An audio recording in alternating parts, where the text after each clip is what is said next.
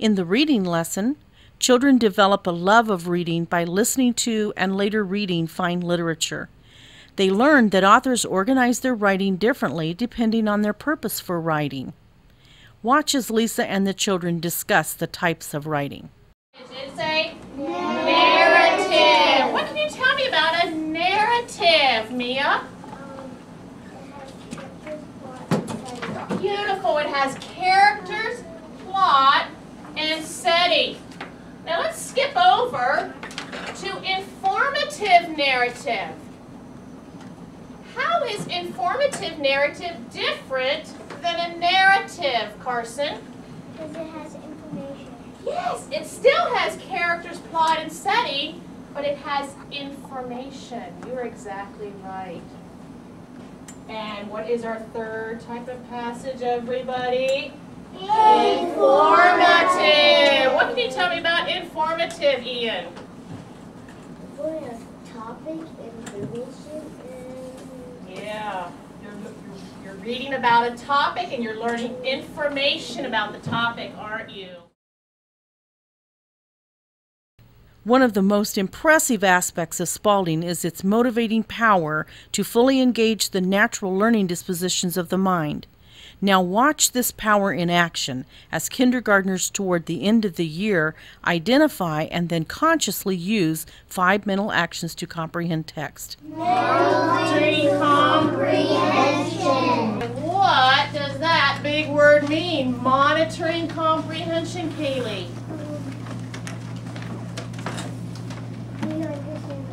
Do you understand what you're reading? If you're reading and not understanding, are you really reading? No, you're just saying words. Everybody hold up the second mental action. Making connection. Making connections. What are those big words? Daniel, making connections. Has this ever happened to me?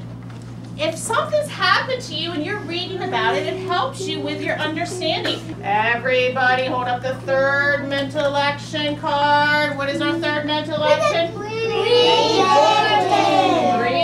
Predicting. What is predicting? What are we predicting, Aiden? We are predicting what type of passage. Okay, everyone, hold up the fourth mental action. What is your fourth mental action? Reformatting. What does reformatting mean, Lawrence? You're taking big chunks of the story and making an outline. You're taking big chunks of the story and you're making an outline. And everybody, the fifth mental action? Mentally summarizing. What is that, Bridger? What are you doing when you mentally summarize?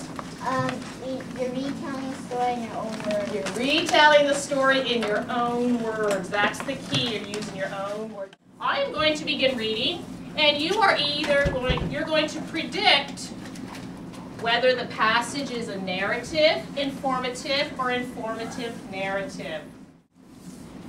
And then I'll continue reading, and then you'll revise your prediction, or you might confirm it. You might have the correct prediction. A school gave extra marks to pupils who were good citizens. Mary Brown had more marks for being helpful than anyone else in 3rd grade. One day, as she and her classmates were leaving the school, a woman with 2 girls came along. The woman was carrying a large bundle. Aiden, you're predicting a narrative. Why do you predict it's a narrative? It has characters. It has characters. What characters did we hear? No. We heard about Mary and her classmates. So we heard some characters. Very good. Any other reasons that we might predict it's a narrative? Sam, you're predicting narrative? Why are you predicting narrative? Because there's a setting. What do you think the setting is? Where are they at? At the school. They might be at the school. Or they might be at lunch. They might be at the lunch. Very good. Yeah, so we're hearing about a setting.